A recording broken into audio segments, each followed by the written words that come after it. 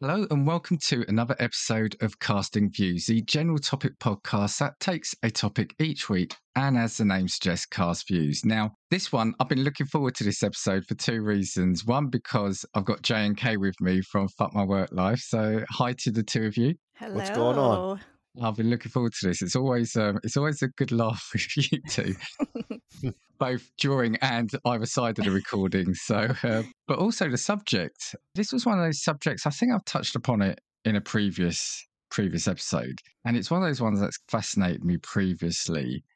And I thought, well, do you know what? I've had you two. I think the times you've been on before have been for some sort of sillyish or funny episodes. Now this, I think there's I'm not saying that this is going to be a really dry and serious episode, but sort of do something a little different for the two of you. But kind of before we get stuck into that, how are the two of you? We're good. Good. We're on a little bit of a break right now, so Yeah, it feels a little bit weird to be recording because it's been a while. It's been a while, but happy to be here. Yeah. It's the best kind of recording, isn't it? The recording Yeah. where you can then just switch off at the end of the recording and that's it. You don't have to do anything. Exactly. Yep. As if anyone out there wants me as a guest, yeah, you'll help me take a bit of workload off me. So yeah. But yeah, as you said, so I just, you know what, I'm lost all sort of track of time. I think this will go out in a few weeks. So as you said, yeah, you're on a bit of a break at the moment, but it'll be season 5 when you come back, right? I think 6. I think so. 6? I have no idea. I don't know. Whatever. Pick a number, any number. It's the next season. Yeah, if you're not already, yeah, go subscribe to J&K. I know I think I've said it before when you're on. Some of the stories you get and some of the scenarios people have been in, I've noticed I'm literally shaking my head when I'm listening to some of your episodes about what goes on. It's brilliant. It's brilliant. Yeah, it's pretty nuts the things people deal with Yeah. in their job. It's crazy. Deal with / do. Yeah. Yeah. I guess as long as there are workplaces and people, there's always stories, right? So, Mm-hmm. Yeah.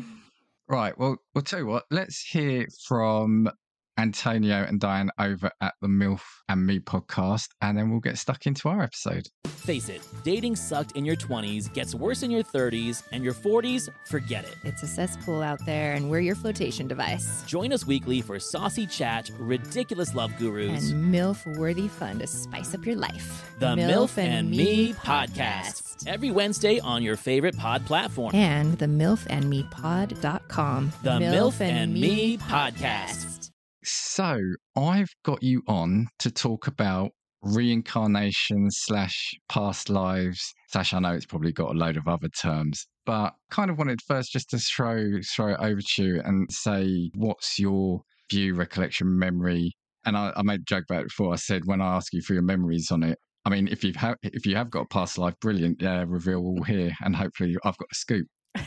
Yeah, just what is your view on that whole phenomena, for want of a better word? Do you want me to go first? Or you Yeah, go for it. Okay. Like my first kind of recollection of hearing about, reincarnation and past lives was in the 80s when Shirley MacLaine came out with her book, and I think it later turned into a miniseries called Out on a Limb, and my parents got way into it. So kind of through them, they started doing all of this like reading and researching and like delving into the whole like past lives and reincarnation. I was a small kid at the time, so I didn't really quite understand it, but it always kind of stuck with me. And my parents were kind of born again Christians very briefly in the early 80s, but other than that, I didn't really grow up with any sort of like traditional religion. But for me, the idea of like reincarnation and kind of our souls coming back in different iterations over and over again kind of makes the most sense out of any other kind of theological theory. I don't know. I find it very fascinating. But that's kind of like my first recollection is like Shirley MacLaine and my parents getting way into it in the 80s. Yeah. I mean, I heard about it when I was a little kid. I think all little kids hear about it at some point. Like, get asked the question, if you were reincarnated, what would you want to be? Yeah. And I think when I was a kid, I would want to be like a bird because I Yeah. wanted to fly. But now that I'm older, I want to be a house cat because that is like scream when you want food and sleep Yeah. Get and pets. get pets and toys and sleep.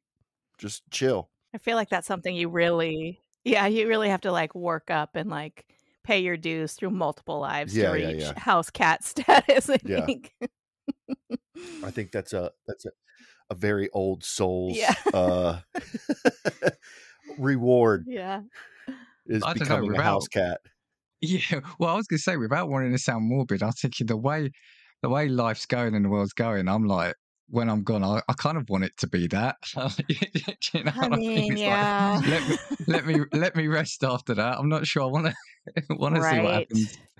Yeah. But it's interesting what you said about the whole religion thing. So I did sort of looked it up, and reincarnation has got its roots in philosophical and religious beliefs. I think it's in, Hindu, Buddhism, and Sikhism believe in reincarnation. And I kind of get that because obviously a lot of religions have got their version of the afterlife. So whereas we, or Christians or Catholics, whatever, say they go on to somewhere better, hopefully afterwards, this belief is that you come back. Now, my main recollection of it is as a kid, probably in the 80s and 90s. Now, I kind of joke about it. Maybe it's just I don't look at those sort of websites now, or those. We've got so many more programs because now, back in the day in England, we only had really 4 main channels, and what's the word, the paranormal stuff, the world of the unexplained felt like a much more entertaining subject then.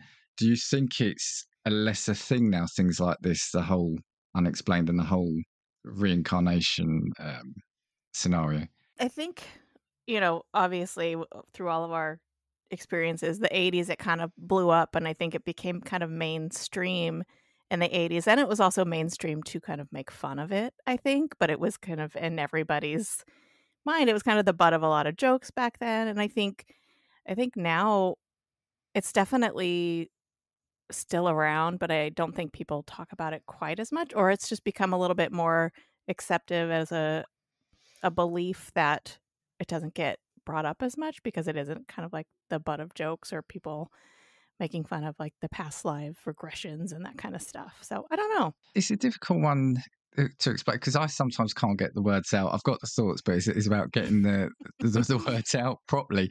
I just wonder if, as kids, maybe we're more, or sorry, when we're younger, we're more susceptible to hearing these stories and being fascinated by them. And maybe it's a generational thing. Maybe it's a specific age bracket where, like I said, maybe as we get older, we get a bit more jaded, and for the majority of us, we just put it aside and rule it out straight away and just think, oh, there's someone else that's lying or making a story. I think even nowadays, kids are still fascinated by this, because you're very impressionable when you're a kid. You believe what people tell you because you don't have it in your head to doubt. You don't have that doubt that is just driven into you as you're an adult to question everything. So it's much more fascinating for kids. And also, I think like nowadays, as society has evolved and technology has evolved, we have people who can fake this stuff really, really easy and make it look really believable about this stuff. And you even have to question it even more. And I think kids are probably still fascinated by this stuff, but I think they receive that question everything, that doubt, probably at a younger age than what we did growing up in the 80s and 90s. We didn't have this kind of technology to, you had people, we had video cameras, but they were very like, what's the word, rudiment, they were very simple. Yeah. And Yeah. it was easy to tell when someone would fake something. It just hadn't, it wasn't there yet, but now it is. do you not think though? It's maybe, and I absolutely agree with you. I think as a kid, you are ruled by your imagination because that's kind of really all you have until you go through education and work. And as we get older, the world of science influences us more as well. And so, science dictates what you can prove. Now, things like this, it comes down to whether at the heart of it, you believe what is being told to you, right? Because you can't physically prove this. You can't prove things like this. Yeah, I think it comes down to just, I guess, faith, but also your belief system. I mean, I'm always the sort of person, I was going to ask you, do you believe in it or not? Now, I always think that it's an odd one, because if it was something that was true, why does it only seem to be certain people that have the recollections? Why, it still feels like it's a tiny fraction. But I will say all the time that I'm not going to rule it out just because I haven't seen it or done it.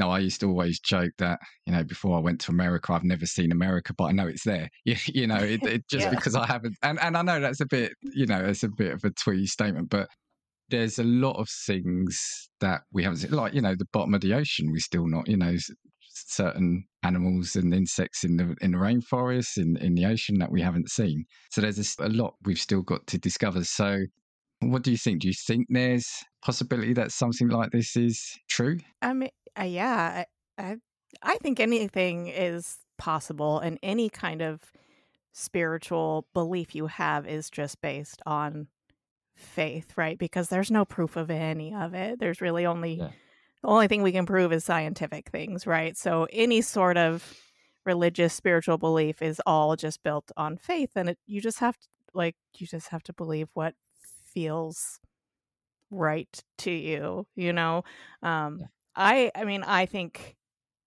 it's possible, right? Like, you meet people and you can be like, they haven't been around the block very many times, but then you can meet a small child who just has so much just inherent worldly knowledge, and you're just like, this is an old soul. Like, this soul's been around quite a few times, they've seen a lot. So and that could also just be, just the way people are. Some people are inherently just more, I don't want to say smart, but just like, words are escaping me right now. Just more aware of their surroundings and the world than other people are. And that could just be an easy, like, genetic explanation. But I like to think that, people have been around the block numerous times, and to me, it just seems so much cooler than either you're just dead and gone and nothing, or you're burning in a fiery hell, or, living in the clouds, forever.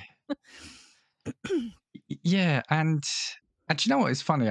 Actually, this week, I saw something going around on social media that there is a woman who believes now that basically there's a multiverse, and when you die, your soul, your essence, whatever you want to describe it as, goes into another version of you, in one of the ones that is still surviving somewhere else. And the thing I like about that, they said that can also explain why we potentially have these little Mandela effects, because you are in a different universe, and so basically you are transferring into another version of yourself, which I kind of find that an interesting take on it. I mean, if you've got, if you're going to go into that, you've got to then also believe in, like, the parallel universe. But I remember as a kid, I was obsessed with that thought that there was another version of me, because this version of me seems to be, making all the wrong decisions as they go along. So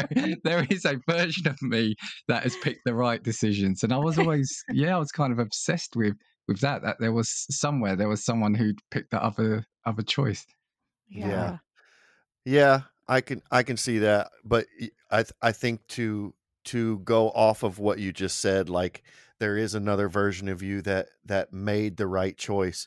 If you're going to believe in the parallel dimensions, because I've like heard about that stuff and read about it, and if you're going to believe in that, you have to remember that every single decision that you made in your life, there is a version of you that made the opposite decision. So every decision you've come into, there are multiples of you that have made the opposite decision. And so the number of alternate yous is in the billions. Would be in the infinite. it would be infinite. Yeah. You know, so it's like, you know, and that's like, to go back to your last question, like, do I believe in it? I don't know. I think when I ask myself if I believe in it, I overthink it too much. And like, okay, well, if I believe in that, then, you know, like, I have to believe in this and I have to believe in this because this correlates with this and kind of goes together. I would like to believe in it. And, you know, you read about stuff and it's very intriguing. It really gets your curiosity going when you read about these doctors who have studied people who, you know, studied especially like little children who, you know, remember how they died in their past life. And the doctors go back and they look into it and it's like, this kid was basically telling the truth. You know, like at 4 years old, this kid knows stuff that he should not know. You know, and so it's very intriguing, but also, I don't know. It's like that blind faith versus like scientific studies, you know, like that's always the battle, you know, do you have the blind faith or do you just rely on the science, you know, and it's hard for me to just lock down and say yes or no on that because I just don't know. And if I say yes, like Kay did, then I'm a crackpot. Well, I'm fine being a crackpot. I'm kidding. I don't No, care. but it is interesting. And like I said, it's kind of an unfair question just to throw it in like a 40-minute podcast, whatever, because deep down, do I think I believe in it? I'm not sure I do. But who am I to say that you should or shouldn't believe in it? Like I said, I don't necessarily. Well, I'm not going to say ghosts definitely don't exist because I've never seen one. But again, I haven't seen one. So I can't, in my system, and it hasn't been something that's physically proven. So I can't go and say, yeah, it's something that's there. Now, okay, going back to you saying about childhood, I grew up in an Italian family, sort of Christian household. So absolutely religion played a part. God, there's heaven and hell. So how does that then differ to me saying that there can't be a thing about reincarnation? Because if, like I said, if I believe in a heaven and hell, or if I believe in God or somebody does, then what's to say all these other things? You can't rule one out if you believe in the other is I think what I'm trying to say. Yeah. Jay, as you were saying, I think the kid element of it is fascinating because it generally always did used to be kids with the stories, and it's harder to accuse them of lying or having any ulterior motive for it. Now, the argument has always been that kids' minds are more open, more susceptible, less, as us adults, jaded.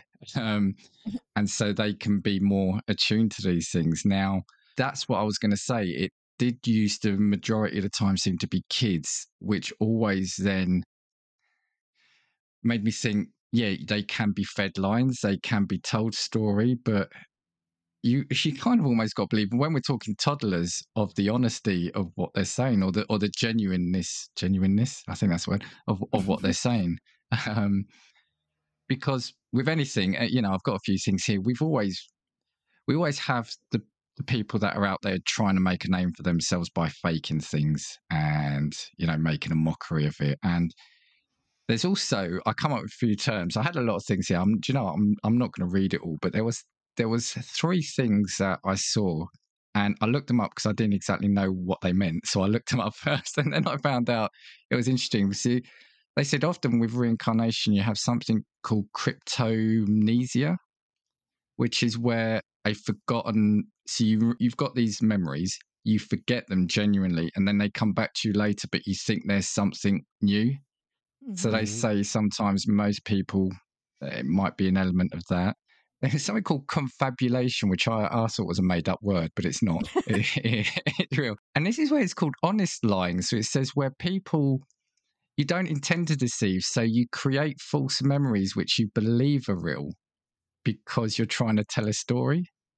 And so your brain goes to filling in the gaps. And something else that comes up, which also people say is another piece of evidence for reincarnation, something called xenoglossy, where you just start speaking another language, which you wouldn't have acquired by natural means. So I think when you throw a few of those things in, there are elements of made up memories or remembered memories. Then it's like, okay, people always used to get, especially with ghosts, that they see the ghost of, I don't know, Napoleon or some king of England.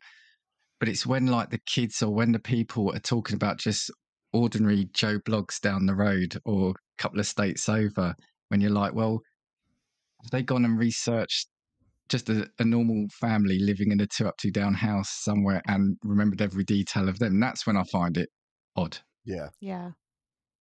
It could be, well, I mean, like with kids, you know, it could definitely be influence of the parents, like, you know, parents saying, "Oh, I want my time to shine," feeding the kids lines, and or it could just be a glitch in the matrix, you know? Like with the whole like ghosts, like maybe ghosts are just a glitch in the matrix. It's one of those like alternative universes that just kind of statically gets Yeah.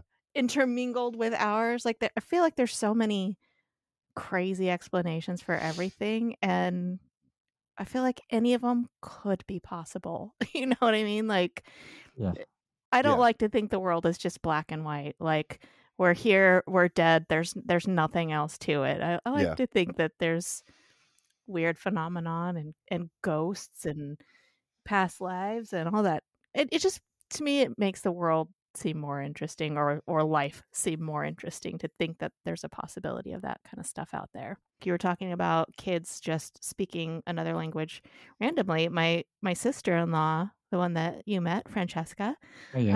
So, you know, she's Italian, born in Italy. Her whole family speaks Italian, but apparently when she was a very, very small child, she just started speaking French fluently and still speaks French fluently to this day too. And like her family was like, no idea where this came from, right? No one in her family spoke French. So Yeah. I don't know how true that is, but like her mom was telling me, yeah, it happened. So like, I don't think she's a liar.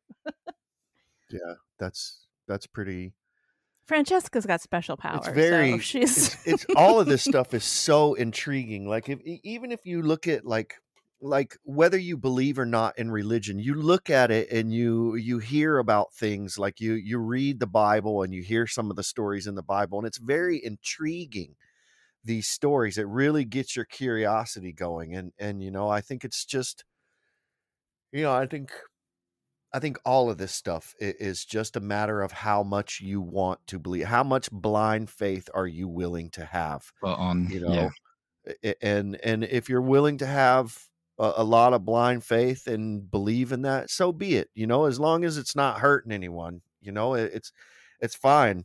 I don't know. I'm very curious about it. I would love to know that it's true or it's not true, but we never will. I know. Which sucks. It's fucking annoying. I mean, gosh darn annoying. He already said, fuck my work life. I think it's okay. Okay. Yeah. That's the problem with your podcast. I've already you've got to put the explicit on. Yeah. No, I mean, you both said a lot of really good things there, in the sense of, firstly, the whole, when I said earlier about not being morbid, that's it. No, I've always said to myself that I always think there's got to be, you know, after having gone through what I hope is like 80 plus years of life, there's got to be something else after that, right? Otherwise, all I'm here for is literally just to work and eat, work, sleep. So, you know, there must be something else after that. When it comes to kids, yes, they can be fed a line, but I just always think there's something. When I say unnerving, I don't mean necessarily like unsettling, but when it's kids doing it, I think I've got to believe them, because I think that, you know, when we talk about really young kids, that I don't think they've probably learned how to intentionally deceive people with a story like that. Yeah. Like I said, it's fascinating. And Jay, I think, yeah, you couldn't put it better myself in what you said. It's just about how much faith or blind faith you've got, because everything now around us, especially with technology, is so literal, isn't it? We see everything, we know how to do everything. Science is explaining everything. Yeah, what's happened to that little bit of belief and Mhm. just faith? So yeah, interesting. Have you got a couple of examples with you? I do.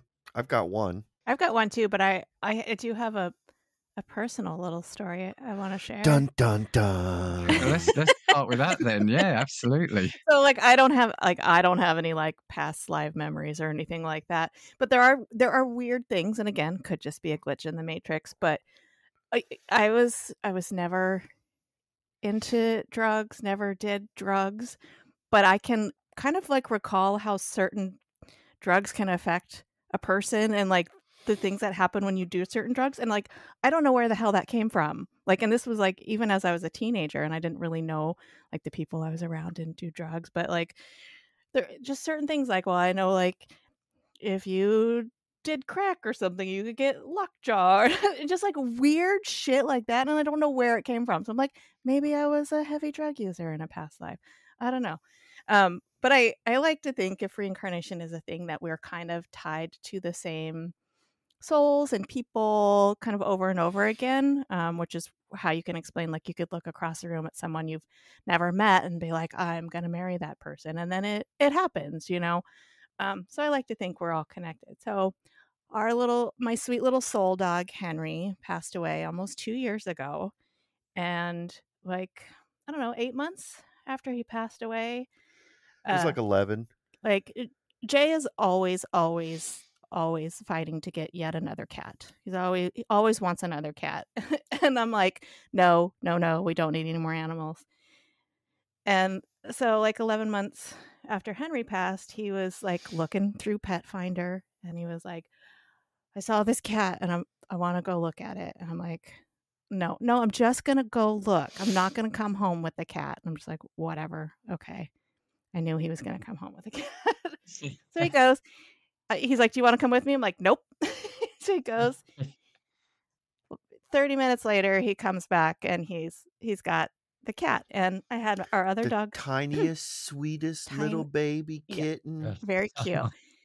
But you know, they put them in like the cardboard box with the holes in it when you take them home. And I was outside on the lawn with our other dog, who her and Henry were together for 10 plus years. You know, they were a bonded pair.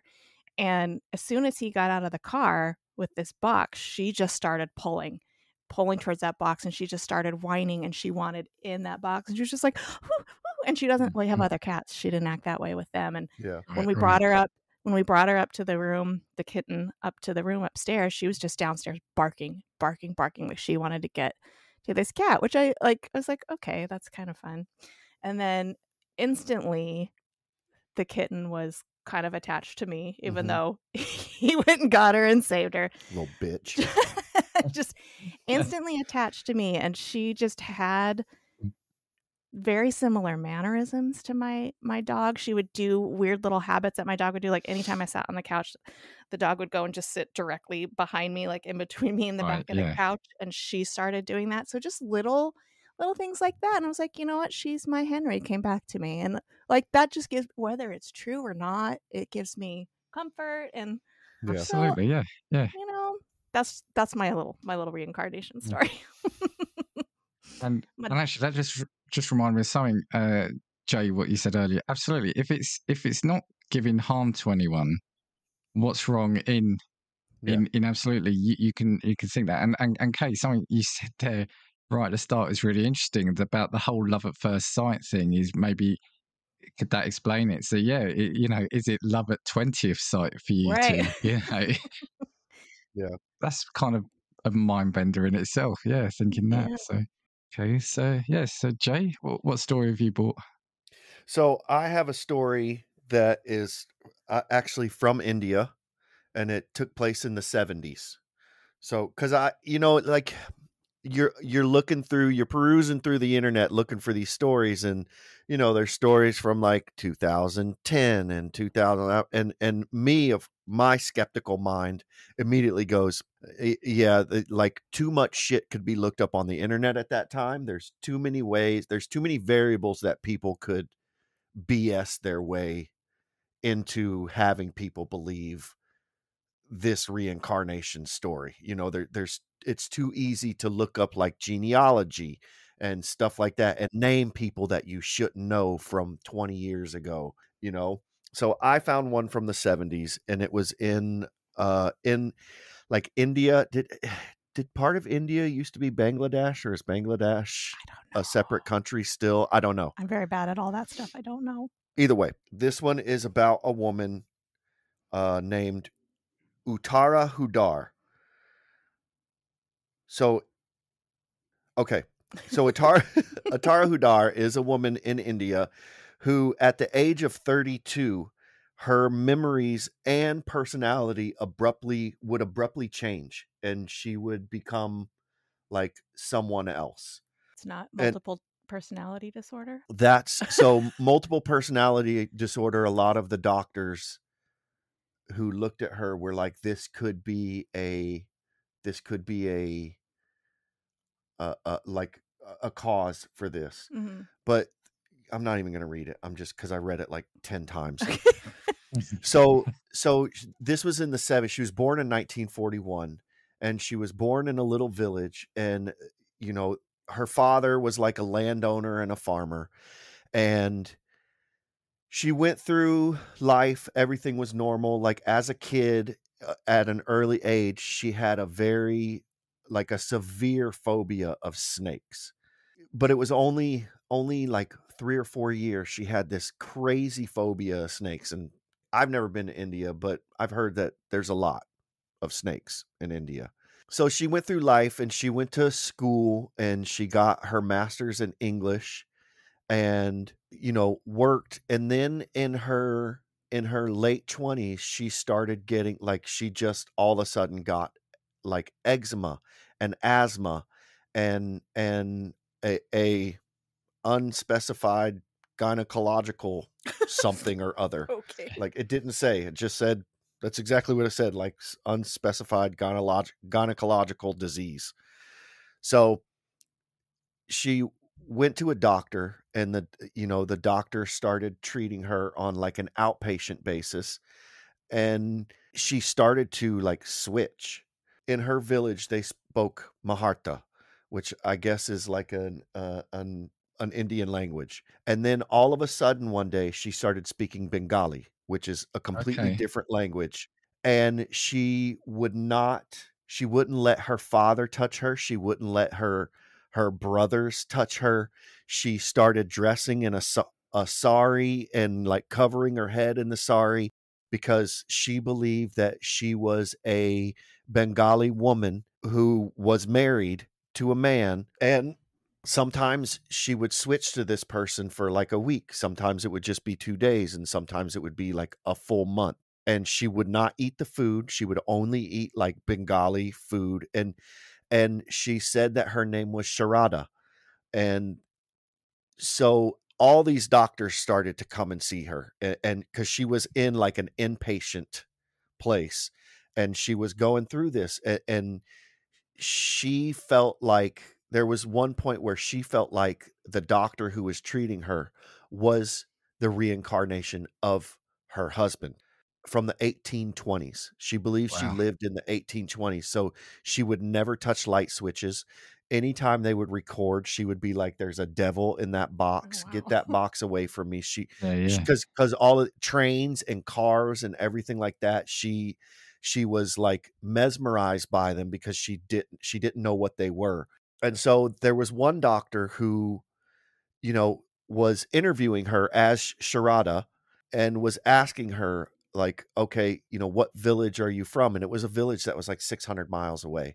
And she could like almost map out the village. Like, there's this temple here, and then you go down this street, and there's this here. And this was the 70s. So there was no Google Maps to go look this up. Yeah. This was all coming from her memory. And so the doctor went to that village and found a man who had the genealogy of that village, but he only had the genealogy of the men. So he found Sharada's father in this genealogy and then just took down names and relationships to this Sharada woman of all these people, and then went back and quizzed her on it, and she like got it all right. She could name her great great grandfather, her great grandfather, her grandfather, father, brothers, uncles. Like she could name all of it. It was really intriguing because it was, it was in a time when, like, how do you fake that? Especially in India, like how do you fake that you're from a village 600 miles away? And they had to, like, when she was in the hospital, they had to get Bengali speaking doctors to come Wow. Okay. work with her because she couldn't speak the Yeah. language. She couldn't speak their language. She could only speak Bengali. And the Uttar, the other woman, couldn't speak Bengali, could only speak, I think it's Maharta, That's almost like a possession, a past life right? possession, because it's weird that it would just come up as like a Just whole other suddenly, yeah, personality. yeah, Yeah. yeah. It's just crazy, like she knew all this stuff. She could speak this language. She refused to eat their food. She only wanted like the Bengali food. And only, it was just nuts. Like she completely flipped. So and she said that, oh, so when the doctor was in the town, sorry, I should have read this because now I'm bouncing all over the place, but it's all good.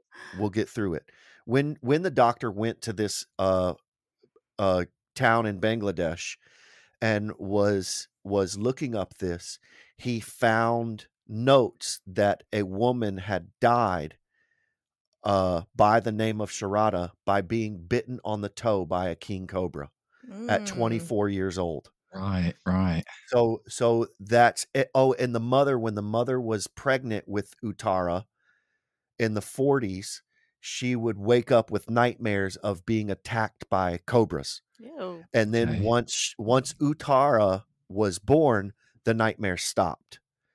And then Uttara had the fear of snakes. And then it comes like this woman that she switches to died by snake bite. All right. I think this was a crazy possession. It's an interesting one because, like, Yeah. I like what you said about going back to the 70s and doing that because, yeah, it's okay. You could overhear a story of a family, but one, this is 600 miles away. Two, it's a completely different, like, the religion side. Yeah. And three, how do you know the whole makeup of a family? The whole genealogy of all the Yeah, men. yeah, yeah. Unfortunately, they didn't do the genealogy of women back then. That because We're not worth anything. second class, whatever you want to call it. Just a woman. So they couldn't fact check who her mother was and who this was. They could only fact check what the men were. But yeah, like how do you know that? Yeah. Like how do you come to know that and like just completely speak a different language and forget Yeah. your own language? Yeah, yeah, yeah. It's stories like that make me want to say, look, there's got to be then something in this because, Yeah. like you said, it's not just like she's a kid saying, "Oh, do you remember when we lived in that big house in that foreign country or in the other end of the country where you can be deliberately vague?" There's absolute specific, like you said, it's almost like she did become another woman. She, and Jay, it was interesting how you were referring to her as the two separate women. Yeah. Mm-hmm. It really, like, that's what intrigues me. Yeah. Is like, how can you explain this away? How can you say that it's, even though I still say I don't know if I believe in reincarnation, it's very intriguing that this story is like, okay, how can you say this is not true? Yeah. Are these 4 or 5 doctors who work together studying this woman? Are they all like just making this up? Well, it seems it's interesting because I feel like this is combining two things, right? Kind of like past life memories, which, like we said, a lot of the stuff we've read, it's like usually comes up in children, but this woman was in her 20s when it started happening. Yeah, late 20s. Like I almost wonder it's not called multiple personality disorder. It's like dissociative identity disorder or something. But I wonder if like that actually happened, but that other alternative personality was like having the past life memories and regret. Like, I don't know, it's Yeah. very, it's like It's there's just so crazy many 'cause like layers to these two it. women were separated by 150 years. Yeah, You know, Yeah. like it's crazy. Utara was in the 1970s, and this woman lived in the 1820s. Yeah. You know, in the Yeah. 1820s, like, did they have electricity? Like Yeah. when she would switch to Sharada, she would refuse. Like I said, she would not get in cars. She wanted to be pulled by a cart. Like, she would ride in carts pulled by Interesting. horses. She would not get in a car because everything was the devil. You know, everything was evil. And that's the thing, right? So you can look at that and say, oh well, if she was playing a character, the not using the light switch and not wanting to go in the car, that's her getting into character. Yeah, that's a Yeah. fair. You could call that a fair criticism or a fair accusation. However, the thing about the snake, Yeah. the whole language, and like I said, even though it was only the men, the genealogy of the men, that I think if you've even got 1 out of 5 or 6 male line there, that's a bloody good hit rate Yeah. for something that was 100 years ago and 600 miles away in an area you've Yeah. probably never been to. So to me, it's when you get those facts like that, that's when the brain says, look, you know, There's something here. Yeah.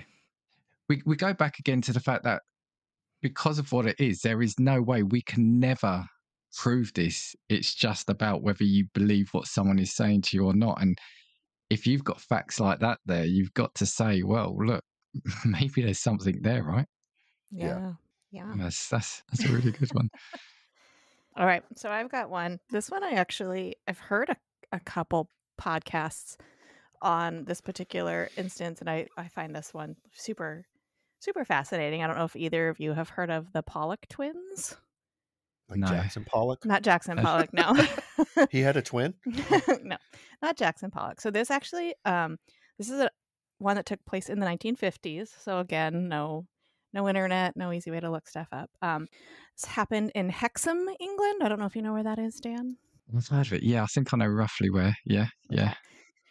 So in the 1950s, John and Florence Pollock, they're very devout Catholics, and they had 6 children. So they had 4 boys, and then they had 2 girls. And the 2 girls were the youngest. There was Joanna, who was 11, and Jacqueline, who was 6. So one Sunday, the 2 girls, like a neighborhood friend, came to the door and asked if the 2 girls could walk to church with them, ahead of the family. And they were like, sure, it's not that far. We're all going to end up at church. So the 3 small kids go off walking to church when a woman comes by in her car and purposely barrels into all 3 children and killed both girls instantly. And then the neighborhood little boy died on the way to the hospital. So she was obviously not in her right mind. She was heavily medicated, and I guess she just had her children taken away from her. So she decided to purposely take someone else's children away from them. And sadly, all 3 little kids died. And of course, John and Florence were devastated, losing their 2 youngest girls. But then 8 months later, Florence got pregnant. And even though some of the sources I read said like they only heard one heartbeat during pregnancy, which of course this is the 1950s. We don't know how sophisticated those things were then. She ended up giving birth to twin girls. So even though they were just expecting one baby, she had again twins. 2. The other ones weren't twins. Oh, okay. It was one was 11 and one was 6. Okay. She had identical twin girls, and they named them Jillian and Jennifer. So this is where stuff gets weird. So Jennifer was born with a birthmark that was almost identical to her deceased sister Jacqueline, and she also had a small kind of second birthmark above her eye where Jacqueline had a scar from getting like hit in the head as a kid or something. And they just kind of chalk that up to coincidence, kind of strange, But then when the twins were 3 months old, the family moved away from Hexham to another town. But then as the twins started to get a little older and could start talking, they would start talking about their house in Hexham and the town in Hexham in like great detail. And they were 3 months when they left. So like they kept talking about it. So the family decided to go take a trip back to Hexham, and as they're driving along, these young kids are like, oh, there's the Abbey, and then up here is this place, and they were like naming landmarks in this town that they had never been to. And they even said, hey, let's go to our favorite park, which were the girls that were killed's favorite park, and they like knew exactly how to get to this park that their two older sisters like loved to play in. Some other weird things. So Florence had kept both Jillian and Jacqueline, all their old toys. She just kind of stored them away because she couldn't bring herself to get rid of them. And like, I guess one of the twins started asking for a specific toy by name that was one of the older sisters. So the mom brought the toy box out, and they like knew all the names of the toys that they'd given them, and they had divided them up like each one of their sisters had when they had them. And let's see what else. They were also like deathly afraid of cars. So if they'd be walking down the street and a car would pass, they'd get like anxiety attacks. They'd freak out. They would have nightmares about car accidents and stuff. And these are like young, like 4-year-old kids, you know? So a lot of just like weird things happening. And the dad, John, was convinced. He's like, these twins are our daughters reincarnated. They came back to us. And the mom was very, very, very into her Catholicism. And so she was like, no, there's no way. It's not a thing that happens. You know, our daughters are in heaven. And I think they almost even split up over it. So one day, Florence heard the two girls in their room playing, and they were basically recreating the car accident where they died. Like one of the twins was cradling the other one, saying, there's blood coming out of your eyes. That's where the car hit you. And like they were just in there alone. Like they didn't know their mom was listening. And like when she heard that, she was like, oh, okay. Like I think this is actually, you know, my two daughters have come back to us. And yeah, so like once they hit like 5 years old, like all of those kind of memories of basically being Jillian and Jacqueline just kind of started to fade away, and they just became, you know, their own people. But like the first 5 years of their life, like everything they talked about, all of their memories just completely linked them to, like they could explain or describe their house in their backyard where they lived in Hexham, even though, you know, they never actually lived there and stuff like that. So I thought that was fascinating. There's a whole, like, I'd suggest go and look it up because there's a whole lot more I didn't go into, but like those were kind of the main points of things where they're like, wait a minute, this is weird. Yeah. Yeah, I say that's really interesting. And what I've got in my head about that one is, because again, I've been listening to both your stories and saying, right, what are the bits where people could throw an accusation out? And what, so the thing is, with certain bits, you could imagine that the accident was obviously traumatic, so maybe relatives are speaking about it, so maybe the girls have picked up on a car accident. However, when you start saying about the naming of the toys, that feels like, you know, you wouldn't say, oh, well, this was their favorite toy, and this was called this, and this was called this, and you know, I just don't think you would. And also, Hexham, I'm not going to pretend I know it, but I think it's up north, and it's not.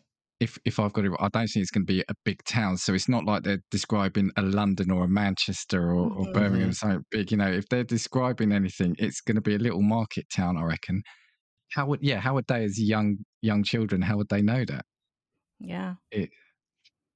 And something I picked up as well, actually, it was in my reading. People are saying that, birthmarks and etc., things like that, some people believe do correlate with wounds that people have had in one of their past lives. So it's just, that's got to be really difficult as a parent as well, because you said the parents almost split up, because it must be a really, really difficult kind of conversation and scenario to be around, isn't it? Yeah, especially, you know, the dad was, even though he was also Catholic, just seeing everything that happened, he was like, these are my two daughters reincarnated, like they came back to us. And the mom was just like, no, there's no way. There's like, it's not possible. So yeah, until I guess that one thing she heard, and it just convinced her. And people said, reenacting the car accident, yeah. And, you know, people were like, the parents said they never mentioned what had happened to the older sisters, to the girls, but there were 4 brothers too. So, you know, maybe they heard some stuff from their brothers, but they were very, very small children. So to be able to hear something from their brothers and then remember it and like recite it back like, Yeah. oh, this is how Yeah. you get to my favorite park. Turn here, go here. You know what I mean? Yes. So, Yeah. so And that's what I'm saying. There are always elements where somebody could say, oh, that's where it falls down. But no, there's too many things in that where you think, yeah, if they were in their 20s, it's one thing, but they're not. They're children. So you're Mhm. expecting them, as you said, to remember so many details, but also to reenact that scene. Oof. yeah. Right. Well, the problem I've got now is you two have come with far better stories than I have, right, in terms of the detail. Now, because yours, I've been sitting here, and it's weird how when I say it's made me feel creepy, I don't mean that they're horrible stories, but it's starting to put me back into when I was a kid watching these stories or listening to these stories. And like you said, the elements of it that are when I say believable, the ones that are credible, maybe is what we should Mhm. say rather than believable. But no, yours are far better. I picked this story up now. So the reason I say that is there's not much in the way of a huge amount of details about the past life, but it was just an amazing story all round. Now, ironically, mine's from the 50s as well. So we've all picked stories from long ago, which I think and Jay, I just keep going back to what you said is I think it makes it better for it. It makes it a little more credible. Yeah. Yeah, and this was a woman called Jenny Cockle.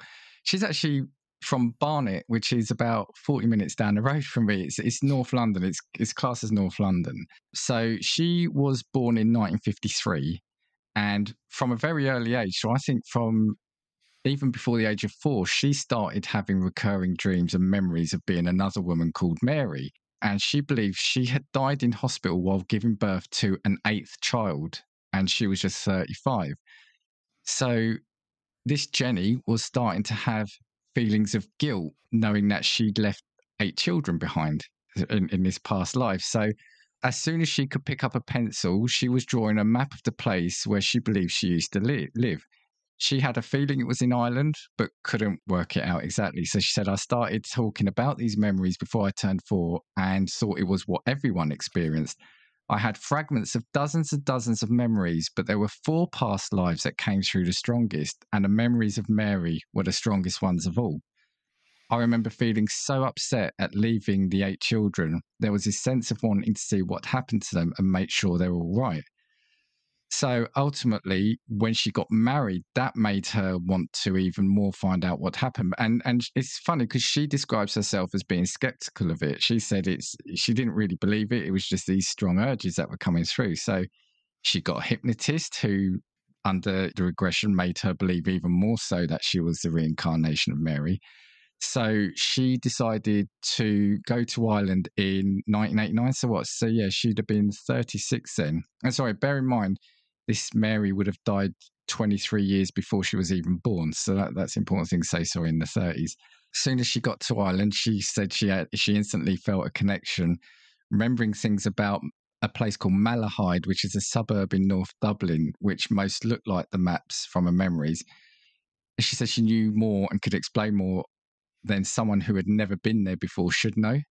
And she said she was walking around talking to people and she noticed things had changed, like the builder's yard being replaced by a supermarket and an old jetty being updated to a nice new concrete one. I knew the house where it was grouped with other houses and it was opposite a boggy meadow. And when I walked to where I thought the house was, there was just ruins there. So she had an image of where the house was, but the house was no longer there. So the curious thing was, again, probably because it was in sort of the 50s to 80s, she didn't know what Mary's surname was. So she started connecting to locals and she found a man who remembered the family who had lived in the ruins where she walked to. And they established that her name was Mary Sutton. And so once she had that, she was then able to track the children that she had orphaned. Now, this is where it gets interesting. She said she did worry about contacting Mary's children because she thought it might do them harm. But she thought, what I will do, contact them and let them make the decision. So she put ads in Irish newspapers. There was an interview with the BBC. And she then got to contact with 2 sons separately. So she said she gave a load of details. They then the BBC interviewed the 2 of the boys, or well, they're men now because I'll reveal their age. They were in their 60s, which is the irony. So she's younger than her kids. And from the interview, there were 9 pages of information that matched up between what she'd given the BBC and what the 2 men had given. Wow. And she said it's key that what the key thing to remember here is it was a third party. It wasn't her doing this. So she goes, it was less about proving I was reincarnated than it was about what happened to the family. But she said the rest of Mary's family was not so easily convinced. Who was this Jenny? Why was she doing this to the family? They just couldn't believe such a thing would be possible. They'd been brought up as Catholics in complete bewilderment. Phyllis Clinton, Mary's daughter, consulted her priest, and he told her that after hearing the evidence, the only thing he could think of was that it was somehow their mother speaking through Jenny as a way to get back the family. So, and this is why I sort of chuckled when I said about calling them kids, because you've got a person called Christy was 72, Frank was 70, Phyllis 71, and Betty 62. And they had a brother who died at 66. So these are all, like I said, they're all like 30 years older than her, right? 30 to 40 years older. But one of them, she said, the daughter Phyllis said she knew the pictures on the wall that were in the house. She knew how it was built. And I still find it hard to believe, even though I know she is telling the truth. Because I guess what she's saying is, how could this woman know what the ornaments in our house are? She goes, that's why she's saying I find it hard to believe, even though everything she is saying is being backed up. So she goes, I believe my mum has passed her soul over to this person. So, yeah, I mean, ultimately, I'm going to skip forward a little bit. They said, whilst not everyone has accepted that reincarnation is the correct answer to her experience, what they are saying is that ultimately, at the very least, this has brought a family back together, because all the kids went off and lived in different homes and with different parents because they were orphan. But this woman sort of trying to find her previous family has brought them all back together. So, and they vowed they're never to be apart. Now, she's written a few books on this. Again, like I said, so my story doesn't have as much sort of the detail as yours, but I just found it fascinating that it was about a woman from 30 years ago, and her main mission was just to find her kids. It wasn't anything else. So you said she died during childbirth of the 8th child, right? Yes. Yeah. Okay. And then remembering things of a house that didn't even exist anymore. So it's not like, like, how would she know the pictures on the wall and stuff? Exactly. And she said, and it was the fact that somebody knew the house that was in ruins and was then able to say, oh, yeah, there was a Mary there. It's, so, and I think that's what they're saying. I think while some people saying that, is this really reincarnation or is it spirits? Like they said, I think the kids are saying they don't necessarily believe it's her, but the priest and even the kids came to believe that it's a message from their mum. Either way, it's still, like you said, how she knew certain things in the house were, the map of the area, certain landmarks in the town where she's adamant she'd never been to. She was born in 1950. Okay, she went over in 1989, so we're not talking the medieval times then, but it was still, pre most technology that we've got now. And at 4 years old to be having this thing of childbirth as well feels an odd that is thing. very weird. I know. I found that fascinating. I'd not heard of that before, even though it's kind of down the road. And she, like I said, she's turned into an author. I think she's released 4 books on it, and I saw there was a film made of her, but they turned it into an American woman rather than a British woman. And of course.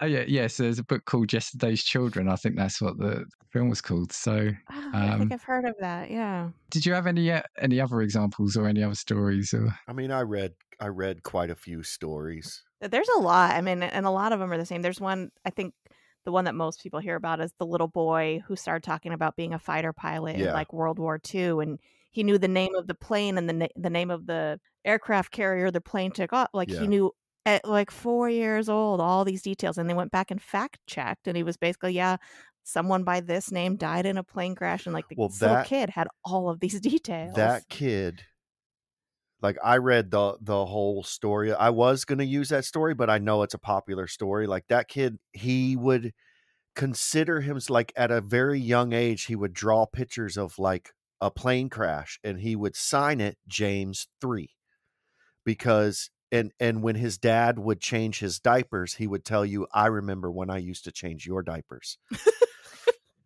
Because he was reincarnated as his grandfather. Yeah, see, that's people come back to. They're always Like come back as to the his same grandfather, and was like, I remember when I used to change. And so the That's James, got to be unnerving, the though, as a James, dad. the Yeah. James 3 was because his name was James, his father's name was James, and his grandfather's name was James, Right.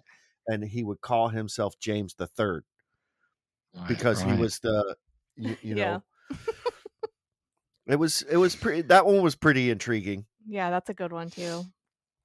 So I Yeah. mean, there's tons of stories, or like little kids getting up at 3 years old and playing a like concerto on the piano with never having a lesson and Yeah. stuff like that. Like, I think what we can say is that there's definitely things out there that are potentially still unexplained, right? mhm. And I know I've said it a couple of times, but with any story, you can always look at the weaker points. But we Mhm. often, or well, not we as in the three of us, but we as humans or skeptical humans as well, kind of gloss over the more credible side of things, don't they? Yeah.